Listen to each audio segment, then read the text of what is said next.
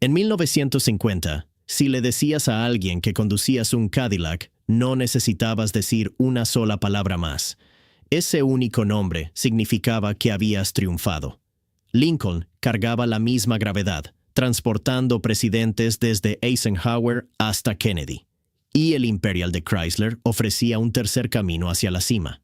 Pero a mediados de los 90, los tres eran una vergüenza. Los clientes de Cadillac se estaban muriendo de viejos. Lincoln fabricaba taxis de aeropuerto. Imperial había desaparecido por completo. Las marcas que los reemplazaron ni siquiera existían 20 años antes. Entonces, ¿cómo perdieron todo en una sola generación los tres nombres que definieron el lujo americano? Para entender qué salió mal, hay que entender lo que alguna vez fueron. El Cadillac Eldorado, estacionado en la entrada de una casa suburbana en las afueras de Detroit, Dallas o Filadelfia, no era solo un medio de transporte. Era la prueba del sueño americano entregada sobre 4 ruedas y un motor V8. En los años 50 y 60, estas tres marcas eran toda la categoría de autos de lujo.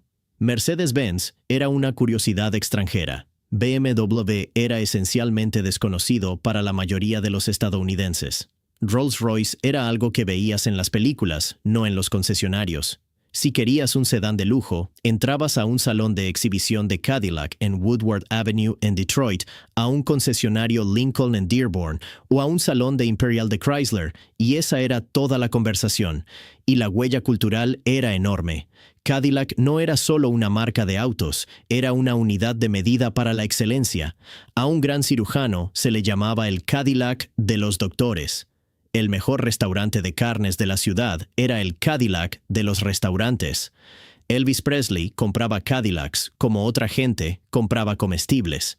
Entre 1955 y 1977 compró más de 200 para amigos, para desconocidos, para cualquiera que le diera la gana premiar. Cuando Aretha Franklin cantaba sobre respeto, conducía un Cadillac rosa. Cuando un joven de Harlem o del South Side de Chicago por fin ganaba suficiente dinero para estacionar algo especial en su cuadra, casi siempre era un Cadillac Sedan DeVille o un Fleetwood Brougham reluciendo bajo las farolas. Lincoln tenía su propia mitología. El Continental Mark II de 1956, con su joroba de llanta de refacción Continental y su carrocería ensamblada a mano, fue uno de los autos americanos más caros jamás producidos. Costaba más que algunos Rolls-Royce. Frank Sinatra tenía uno. Elizabeth Taylor tenía uno. Y cuando el servicio secreto necesitaba una limusina presidencial, llamaban a Lincoln. El Lincoln Continental de 1961, con sus puertas suicidas y sus líneas horizontales limpias, se convirtió en el auto presidencial más famoso de la historia por la peor razón posible. Imperial nunca alcanzó la misma penetración cultural, pero entre los entusiastas de los autos siempre fue el caballo oscuro que golpeaba por encima de su peso. Los ingenieros de Chrysler fueron pioneros en la dirección asistida, la construcción monocasco y los alternadores antes de que la competencia los alcanzara. El Imperial de 1957, con su estilo de mirada al futuro diseñado por Virgil Exner, era un automóvil genuinamente impactante que por un breve periodo superó en ventas a Lincoln. Por un momento, parecía que Chrysler podría romper el duopolio de Cadillac y Lincoln en la cima. Esa edad dorada en los salones de exhibición de Detroit y Dearborn no iba a durar. Lo que salió mal no fue un solo error. El declive fue una serie lenta y acumulativa de decisiones que intercambiaron reputación a largo plazo por ahorros a corto plazo y una negativa a creer que el resto del mundo los estaba alcanzando. El problema empezó con una rueda. En octubre de 1973, la Organización de Países Árabes Exportadores de Petróleo declaró un embargo petrolero contra Estados Unidos. Los precios de la gasolina se dispararon, se formaron filas en las gasolineras de todo el país, y de repente, los enormes sedanes con motor V8 que Cadillac, Lincoln e Imperial habían estado construyendo durante décadas parecían reliquias de un mundo que ya no existía. Las tres marcas se vieron obligadas a reducir el tamaño de sus autos. General Motors se movió primero, reduciendo los modelos de tamaño completo de Cadillac para 1977. Los nuevos DeVille y Fleetwood eran dramáticamente más pequeños y ligeros que sus predecesores. En realidad, tenían más espacio interior que los autos a los que reemplazaban. pero muchos compradores leales de Cadillac los miraron y se sintieron estafados. La enorme presencia en carretera que había sido parte de la identidad de Cadillac durante décadas había sido cercenada. Lincoln, curiosamente, no redujo el tamaño de sus modelos Continental y Town Car al mismo tiempo. Ford siguió vendiendo los Lincolns grandes y tradicionales hasta 1979 y, al hacerlo, capturó una oleada de propietarios de Cadillac que se sentían abandonados por los productos encogidos de General Motors. Esa breve ventaja no iba a durar, pero reveló algo importante. Los clientes de Cadillac no eran leales a Cadillac, eran leales a lo que Cadillac representaba, y si esa sensación estaba disponible en otro lugar, se irían. Imperial sintió la crisis peor que nadie. Chrysler, siempre la más pequeña de las tres grandes, ya no podía permitirse diseñar una plataforma de lujo verdaderamente única. Para 1974 y 1975, el Imperial compartía la mayoría de sus paneles de carrocería con el Chrysler New Yorker. Lo único que separaba a un Imperial de $9,500 de un New Yorker de $7,000 eran algunos adornos, faros ocultos y frenos de disco en las cuatro ruedas. Los clientes lo notaron. El último Imperial salió de la línea de ensamblaje en junio de 1975. Era un hardtop negro LeBaron. Marcó el fin de un nombre que había sido el logro supremo de Chrysler desde 1926. Pero la crisis del petróleo fue solo el detonante. El verdadero daño vino de lo que Detroit hizo después. En 1982, Cadillac presentó el Cimarrón. Sobre el papel, Cadillac comercializó el Cimarrón como su respuesta a los sedanes compactos de lujo que llegaban de Europa. Autos como el BMW Serie 3 estaban atrayendo a compradores más jóvenes y más adinerados, y Cadillac necesitaba algo para competir con ellos. Se suponía que el Cimarrón sería ese auto. El problema era que el Cimarrón era un Chevrolet Cavalier con una parrilla diferente y algunos asientos de cuero. Montaba sobre la misma plataforma GMJ, que también producía el Pontiac J2000, el Buick Skyhawk y el Oldsmobile Firenza. El plazo de desarrollo para convertir un Cavalier en un Cadillac fue de aproximadamente 10 meses. Se dice que el presidente de GM, Pete Estes, advirtió al gerente general de Cadillac en ese entonces, diciéndole que no tenía suficiente tiempo para convertir el Jota Car en un Cadillac. Tenía razón. Los compradores lo notaron de inmediato. El Cimarrón costaba casi el doble que el Cavalier, pero se veía casi idéntico.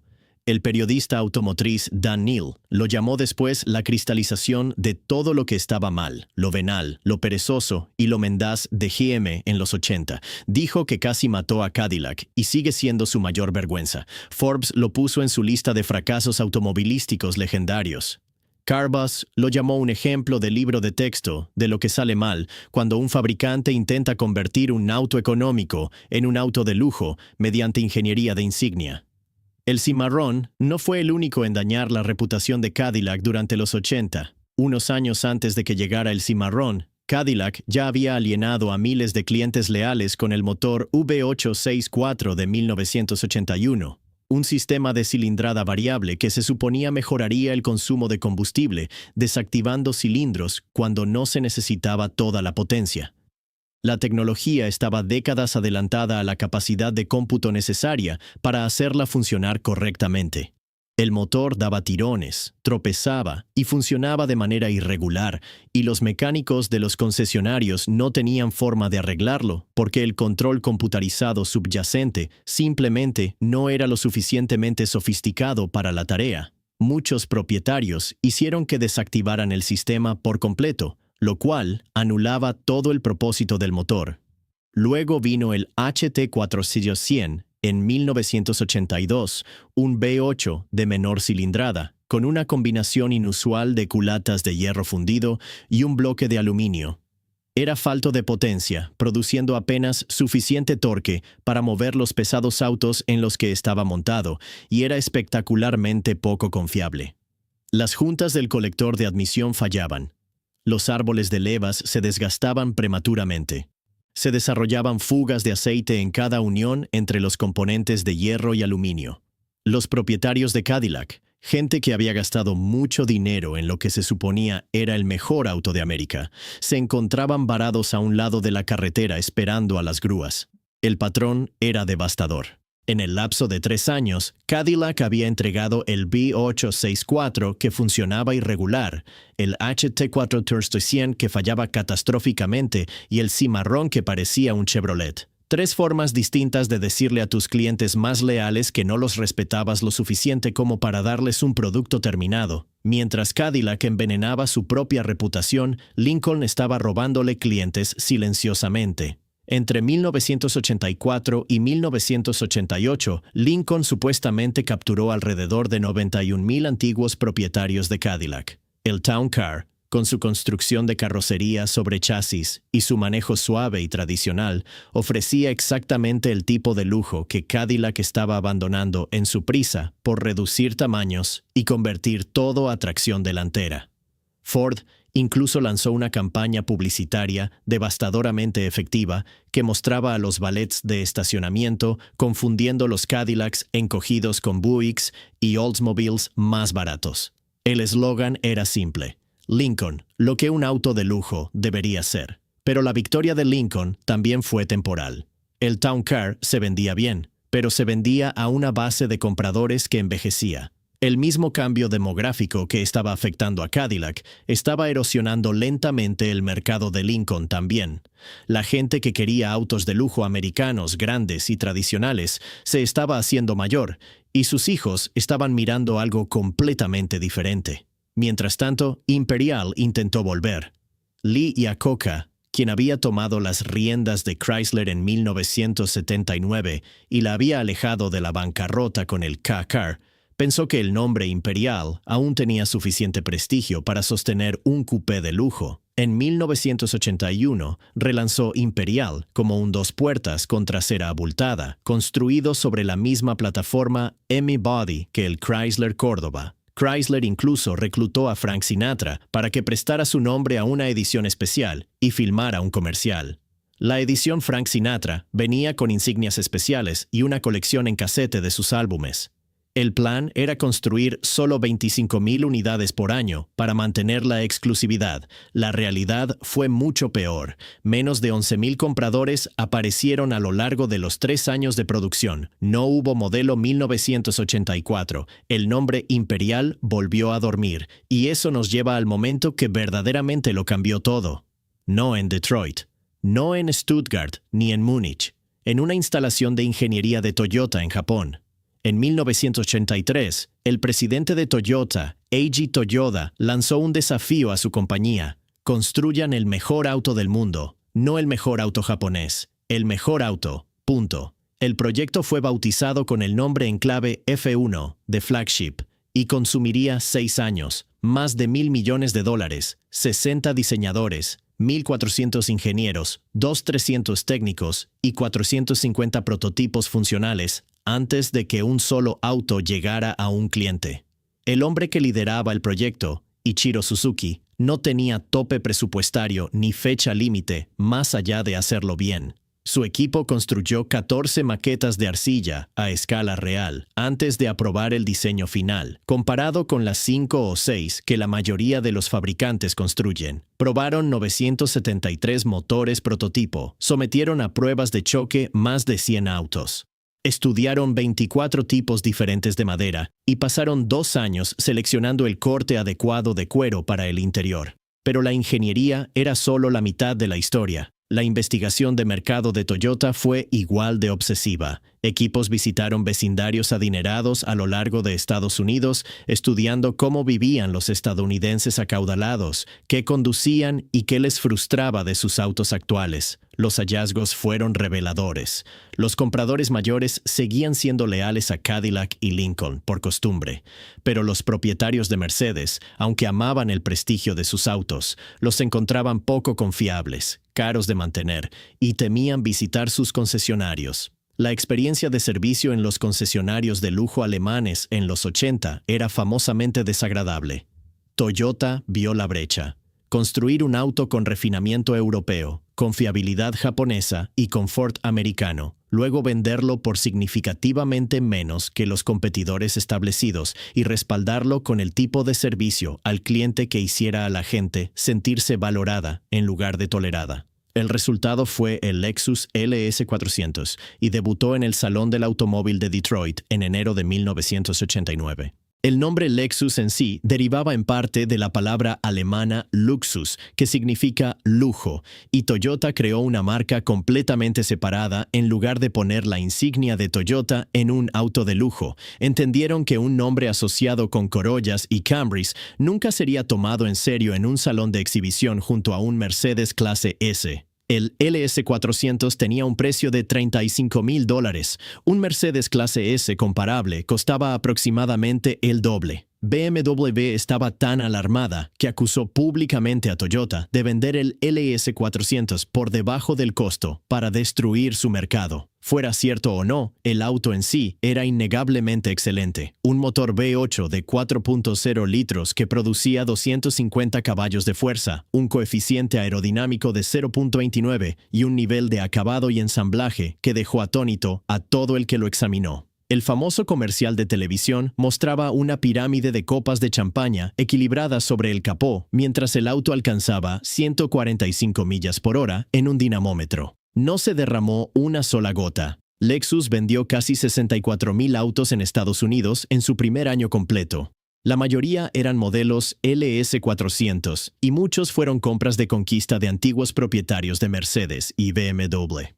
Lexus también atrajo compradores de Cadillac y Lincoln.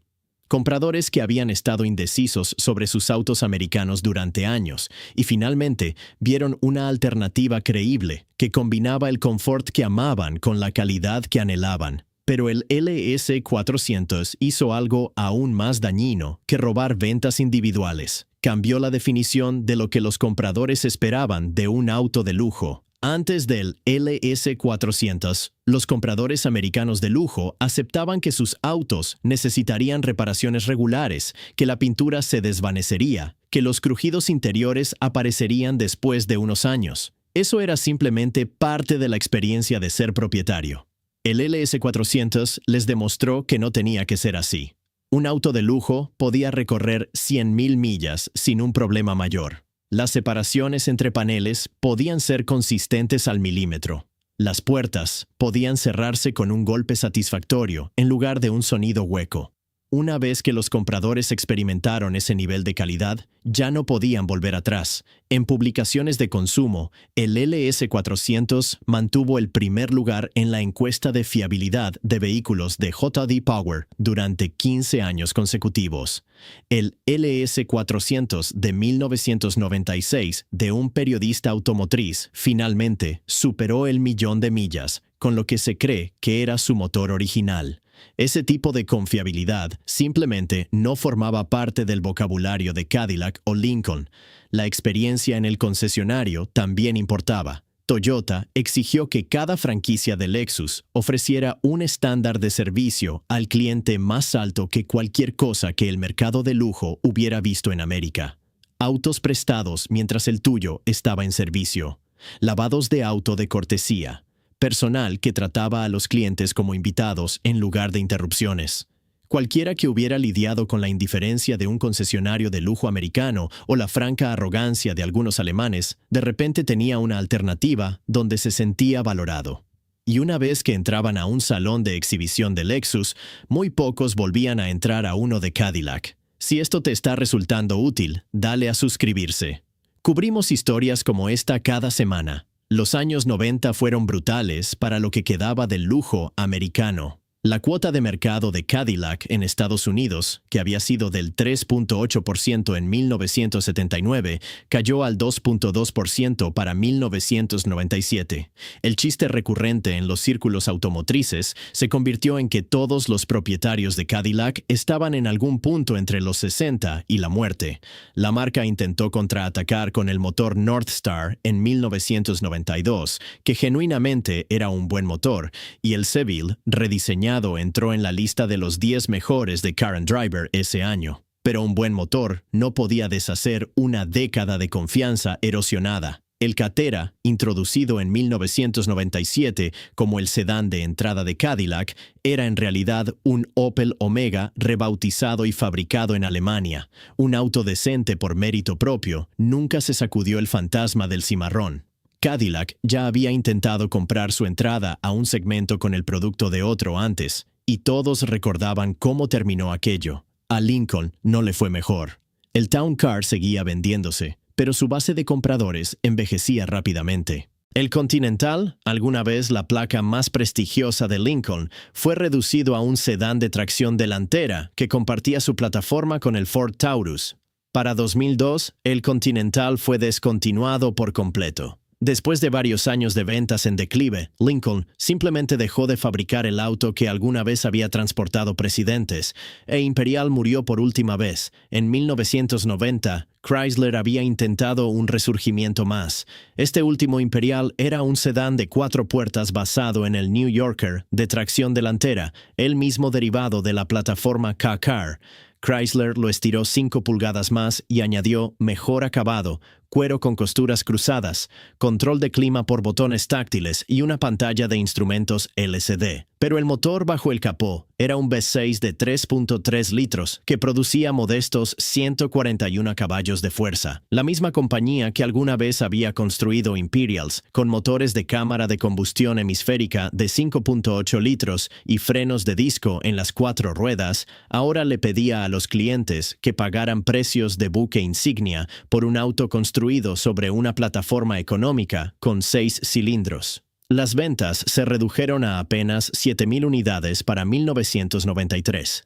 La placa Imperial fue retirada permanentemente. Para finales de los 90, el mercado americano de autos de lujo era irreconocible respecto a lo que había sido apenas 20 años antes. Mercedes, BMW y Lexus controlaban la conversación. Audi ascendía rápidamente. El Fleetwood de Cadillac, el último de sus grandes sedanes de tracción trasera, fue descontinuado en 1996. El Town Car seguía vendiéndose, pero cada vez más a operadores de flotas y compañías de limusinas, en lugar de compradores individuales de lujo. Un auto que alguna vez significó prestigio, ahora significaba que probablemente te estaban recogiendo en el aeropuerto. El Continental de Lincoln desapareció para 2002. Imperial era un recuerdo, y las cifras demográficas contaban la historia con mayor claridad. La edad promedio de un comprador de Cadillac a finales de los 90 superaba con creces los 60 años. La de Lincoln era similar. Estas no eran marcas construyendo una base de clientes futura. Eran marcas viendo cómo su base existente salía del mercado. Un funeral a la vez. Cadillac y Lincoln, los dos nombres del lujo americano que seguían en pie, respondieron a sus experiencias cercanas a la muerte de maneras muy diferentes. Cadillac, para su crédito, intentó una reinvención genuina. En el año 2000, Cadillac introdujo una nueva filosofía de diseño llamada Art and Science, caracterizada por líneas angulares y afiladas que no se parecían a nada más en la carretera. El primer auto en vestir este nuevo lenguaje fue el CTS, que llegó en 2002 y fue posicionado como competidor directo del BMW Serie 3. Era de tracción trasera. Tenía un chasis genuinamente bueno. Era un auto que las publicaciones de entusiastas realmente recomendaban, algo que habría sido impensable una década antes. El CTS-BA, con su V8 sobrealimentado, incluso ganó credibilidad en circuitos de carreras y en comparativas de revistas contra el BMW M3 y el Mercedes C63 AMG. Pero el verdadero salvador de Cadillac no fue un sedán. Fue un SUV. El Escalade, introducido en 1999, se convirtió en un fenómeno cultural de maneras que ningún sedán de Cadillac había logrado en décadas. La cultura hip hop, el deporte profesional y Hollywood adoptaron el Escalade como símbolo de estatus. Jay-Z rapeaba sobre él. Los atletas profesionales los estacionaban afuera de los clubes nocturnos en Miami y Los Ángeles. De repente, Cadillac tenía algo que no había poseído desde los 60. Relevancia con compradores más jóvenes. El Escalade no solo se vendió bien, le recordó a la gente que el nombre Cadillac aún significaba algo, incluso si lo que significaba había cambiado. El camino de Lincoln fue mucho más incierto. Ford luchó durante años por definir lo que Lincoln debería ser en un mundo que había superado el lujo americano tradicional. La marca pasó por una serie confusa de nombres de modelos basados en letras que eliminaron décadas de valor de marca. El Continental se convirtió en el MKS, el Aviator se convirtió en el MKT y el LS se convirtió en el MKZ. Ninguno de estos nombres cargaba peso emocional alguno. No podías decirle a tu vecino que acabas de comprar un MKT y esperar que entendiera lo que eso significaba. La sopa de letras fue el intento de Ford por modernizar Lincoln, pero logró principalmente hacer la marca anónima. El Town Car, el único Lincoln que la gente realmente conocía y amaba, fue finalmente descontinuado en 2011. Para entonces, había estado en producción durante 30 años sobre la antigua plataforma Panther que Ford compartía con el Crown Victoria de policía y el Mercury Grand Marquis. Los últimos Town Cars, saliendo de la línea de ensamblaje en St. Thomas, Ontario, estaban siendo comprados casi exclusivamente por compañías de limusinas. El sedán insignia del auto que alguna vez transportó presidentes se había convertido en un taxi de alquiler. Ford trajo de vuelta brevemente la placa Continental de 2017 a 2020 y el auto en sí era genuinamente refinado, con un interior hermoso y un manejo silencioso. Pero para entonces, el mercado de sedanes en América se estaba desplomando mientras los compradores migraban a SUVs y crossovers, y Lincoln no tenía forma de justificar la inversión en un auto que cada vez menos gente quería comprar. Hoy, Lincoln no vende un solo sedán en Estados Unidos. Toda su gama consiste en SUVs y crossovers, el Nautilus, el Aviator y el Navigator. El Corsair fue descontinuado recientemente, dejando a Lincoln con solo 3 modelos. Una compañía que alguna vez construyó el auto que transportaba presidentes, ahora vende vehículos que comparten sus plataformas con Ford Explorers y Ford Expeditions, diferenciados principalmente por cuero más fino, cabinas más silenciosas y una parrilla diferente.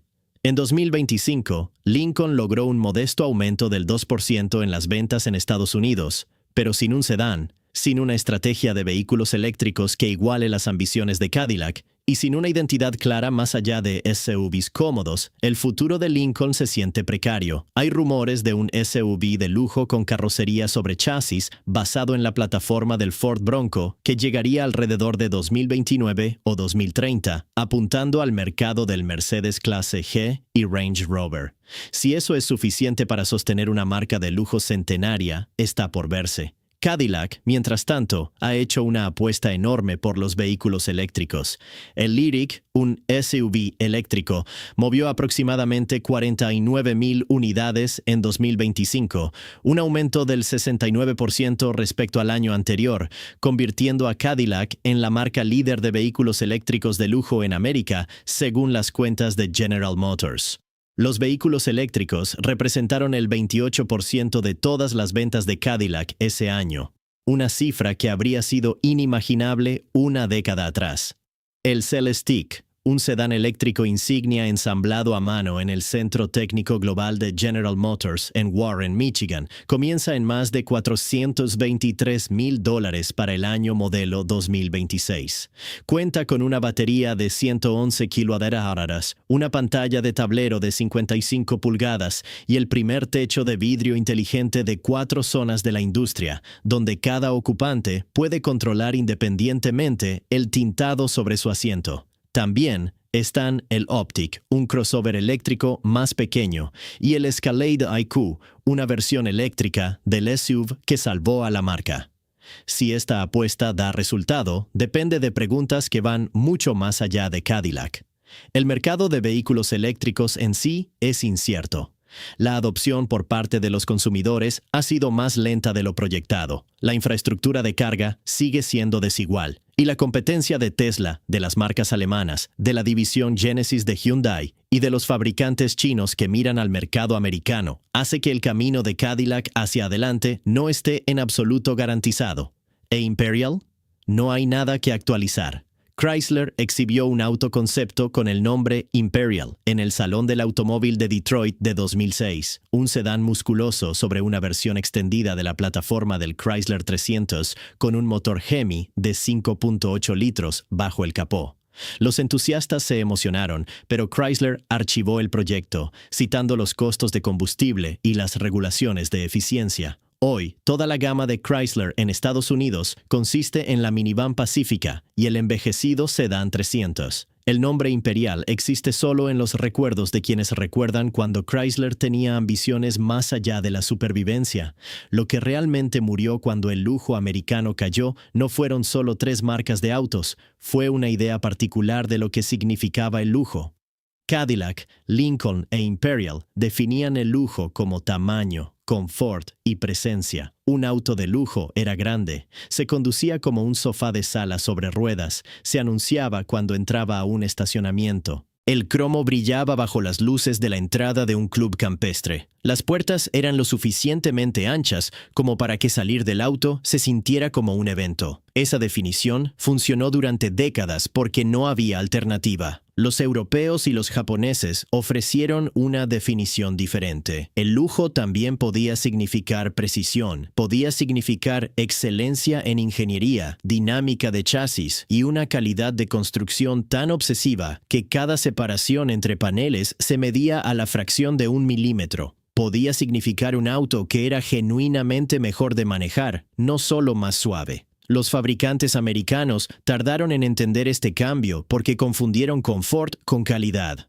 Asumieron que mientras los asientos fueran blandos y el manejo fuera suave, estaban entregando lujo. No se dieron cuenta de que los compradores que estaban perdiendo se preocupaban por cómo se cerraban las puertas, cómo se sentían los interruptores, si el motor arrancaría de manera confiable en una mañana fría de febrero y si el auto seguiría funcionando correctamente a las 100.000 millas. También había algo más profundo en juego. General Motors, Ford y Chrysler trataron sus divisiones de lujo como centros de ganancias primero y guardianes de marca segundo. La lógica era directa. Toma una plataforma más barata, vístela con cuero y cromo, cobra un precio premium y quédate con la diferencia. Esto funcionaba cuando no había competencia que expusiera los atajos. En el momento en que Lexus, BMW y Mercedes les mostraron a los compradores americanos cómo lucía un auto de lujo construido desde cero, el juego se acabó. Para cuando Detroit lo entendió, era demasiado tarde para una de las 3. Demasiado tarde, quizás, para 2 de ellas. Y para la que permanece más visiblemente en la pelea, la pregunta ya no es si Cadillac puede reclamar su antigua posición. Esa posición ya no existe. El mundo que hizo de Cadillac el estándar del mundo, el mundo de las aletas traseras y los parachoques cromados y los motores V8 rugiendo por Woodward Avenue en una noche de verano, se fue. Lo que importa ahora es si Cadillac puede construir algo nuevo que cargue el mismo peso de lo que perdió. El Cadillac Celestiq, ensamblado a mano en el Centro Técnico Global de General Motors en Warren, Michigan, con un precio de $400,000 y un tren motriz eléctrico, es la respuesta más ambiciosa a esa pregunta en 50 años. Si el mundo está escuchando, es un asunto completamente diferente.